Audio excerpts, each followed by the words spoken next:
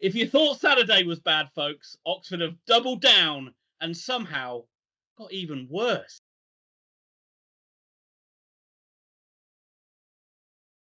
Hello and welcome back to the Oxford United review show. Today we have Northampton Town hosting Oxford United, and coming at you is Ian with the pre-match news. So, as what seems to happen every time now is Karl Robinson rolls the dice and rotates the side, and they didn't play very well at the weekend against Blackpool, and it seems like he's almost just like had a little tombola in the dressing room and just picked random names out and put them in a position. I mean, Oxford have ended up playing a 4-2-3-1, which is the sort of formation you'd expect to see them play. And this is no disrespect to Northampton Town at all. The sort of formation you'd expect Oxford to play against maybe a Sunderland or a Hull or something like that. But they played 4-2-3-1. Why go away from the normal tactics? So he's thrown Grayson in, a guy who's supposed to be a backup left back. Apparently, he's now a centre midfielder alongside of Goran. Shadipo's up front on the left hand side on the wide left. Adji's on the wide right. There's no Brandon Barker, even though I thought he was probably one of the good players against Blackpool. And Sam Winnall randomly is up front on his own. I don't think he's fit enough to play 90 minutes. Why not play Adji up front and play Barker on the? But anyway, we're getting ahead of ourselves. Maybe this formation will work.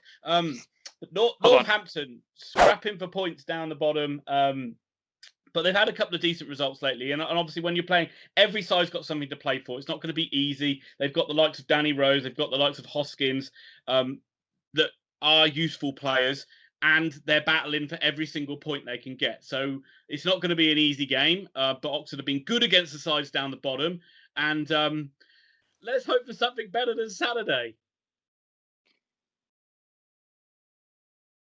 Oh God, Ian, what just happened? What just happened?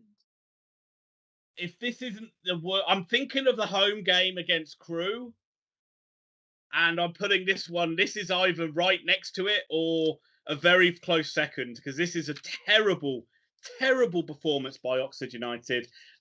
Well done and congratulations to Northampton Town. I felt they deserved to win the game overall. It ended up Northampton 1, Oxford 0. I don't know why I'm so surprised to say Oxford 0 now anymore. It's like quite a common. I should get more surprised when I have to say a goal in the Oxford column. I'm perplexed. I'm bamboozled. I'm lampshaded. I'm torqueyed. I've been train wrecked. Yeah, I mean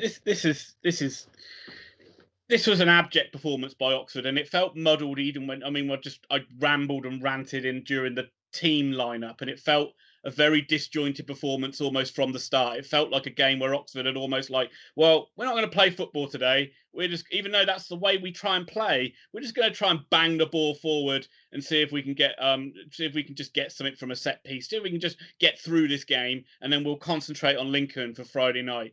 It was awful, and I will say I think they played exactly into Northampton's hands. Oxford didn't try to control the game at all. They didn't try to press. They just sat back and made it, I thought, very easy for Northampton Town. That's not to say Oxford didn't have chances, and I know you can look to a header by Atkinson at the start of the game, which looked like it had gone over the line, but we didn't get it. You don't have goal line technology, so those decisions do go against you sometimes. And apart from a few free set pieces where we're just cannot put the ball in the back of the net and everything just seems to go wide. And apart from Dan Adji, who seemed to be the only player who wanted to get on the ball and run and make something happen, Oxford were garbage. Absolutely garbage.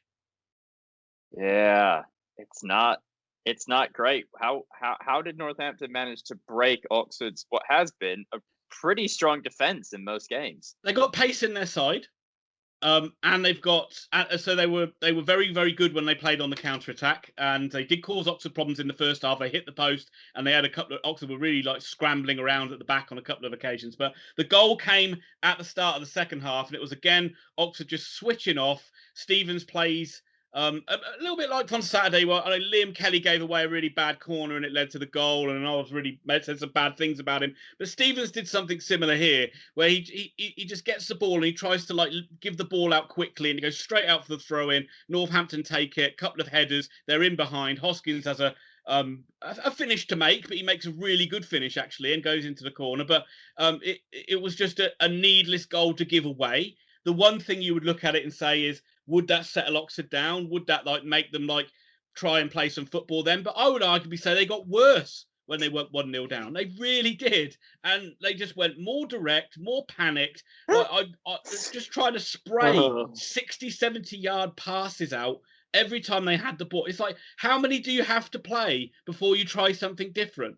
It was like, I don't think we had many chances in the second half at all. And it just became a very, not, wouldn't say comfortable. I'm sure they were nervous, but I would say it was a very professional performance by Northampton Town, and I'm sure they can't believe that Oxford didn't play anything like the side they were expecting to play like. Yeah, I mean, you say Northampton came in pretty decent form, but in reality, they'd lost 2 of their last 3, including 1 to an out of sorts crew. They had drawn with Doncaster. They'd lost to Charlton.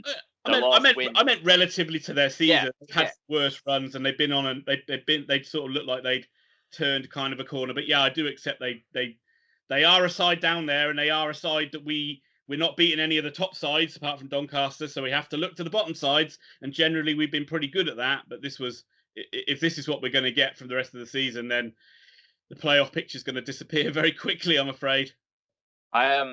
Very quickly, I'm just going to also echo what you said at the beginning, where it's Northampton deserved to win this. Credit to them. They've also dragged themselves out of the relegation spots. So, like, genuinely really well done to the Cobblers. Ian, Oxford beat Doncaster in a really good performance. And, like, some of the goals were a bit lucky, right? But, like, Oxford were at that point in the season where they'd gone on such a run of the ball never bouncing their way. They were due that luck. Since then, I think this is the first time I've actually heard you say this season they were abject. And what I'm just going to ask, and I'm not trying to get a rise out of you, what is going on with the squad rotation at Oxford? Like, it's confusing. One, I actually didn't know what the word abject meant, so that's why I've never said it before. 2, you didn't do the video on Saturday because I think I might have mentioned it then. It's look. I don't know, but everything just seems wrong right from the off on the start. And I go back to just the starting 11 and the tactics, like, and I feel really sorry for like Grayson. He's just been thrown into this game as like a holding midfield player. Like, as what's he really expected to do? Like, he's not a holding midfield player. They said, "Oh, Brannigan, you go up and just run around a bit as a number 10 and try and make something happen." So it's the old thing we talked about with Liverpool. When you start play 1 or 2 players out of position, it's like you've got 4 players out of position, because like it's everything just seems a bit wrong. I mean, really, you look back at it, I can't understand why he didn't just have Goran as a holding midfield player. He could have played Sykes in the midfield with Brannigan. He could have played Barker and Shadipo, and he should have played Adji up front on his own. And then you can bring Winnell on, you can bring Taylor on, and at least Oxford would have actually tried to play some football today. Yeah, I 100% agree. It's like, I'm not trying to throw Karl Robinson under the bus. We've been very honest about the fact that we're not trying to do that most of the time, but it's mind blowing, and he keeps giving Goran rests, and then you come up against Northampton side that you think, well, this is the game where you rest Goran because you shouldn't be under the cosh too much, and no, he pairs him with a left back who's now going to play defensive center midfield. Like, also left back, very different to CDM. Like, well, that's it. And the 2 games he's played, Grayson, one of them he's played in bloody as centre back, and then the other, and he played terrible. And then the other game he brings him on starts him as a midfielder. So Oxford fans are going to be saying, "Oh, this guy's terrible." It's like, we're not even seeing him where he's supposed to play. It's like, it's like I think it's like the Sean Clare thing. Burton played him in midfield, and it's like, and Oxford played him as a right back, and everyone thought he was crap. But it is. I'm sorry. I know we're nailing this point here, but it's I played as a winger. I have never taken a winger and put them in center midfield unless they went, "Coach, I want to do this," because it's terrifying when you're used to having this magic line that's protection, and they go, "There's no magic line. People are going to come at you from literally every angle, and you've got to figure out." It's really hard. And central midfield, it's one of the hardest positions on a football pitch. It might be the hardest. Look, we've given Karl Robinson criticism, and we should just go back to just saying that also there are there are 11 players out there on a football Yeah. field, plus all the subs that came on. We've got some experienced bodies. They couldn't work it out either. They were the ones that continually just kept banging it long and hoping for the best, and that went against everything that's kind of been successful under Karl Robinson's tenure. So it's a bad result and bad performance all the way around for Oxford tonight. And it whereas 2 games ago you were kind of buzzing a little bit, looking forward to the games. Now it looks like, oh God, this Lincoln game seems a tall order now. Yeah, so I'll come in with my normal final question with a ridiculous preamble as well. So coming into Saturday, Blackpool looked, I mean, they were technically in touching distance to the playoffs, but no one was really thinking they'd do it. They couldn't score goals. They were on this crazy drawing run. Oxford were 2 points off the playoffs, coming off of a huge win against Doncaster. Now, Oxford are now only 3 points off the playoffs. So they've lost 2 games, and they've only lost 1 point off the playoff teams. Blackpool, with those 2 wins, have jumped into the playoff places. Just to put it in perspective. I know. But Oxford have played more games than half the teams in the playoff places. And after that performance, how are we feeling for the final 8 matches or whatever this season? Yeah, I think it's 10 to go, isn't it? 10, sorry.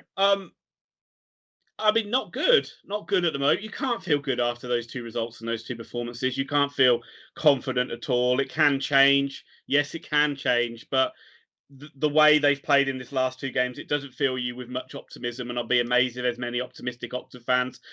So Oxford have got to show us a lot in the next game round to win us over again, really.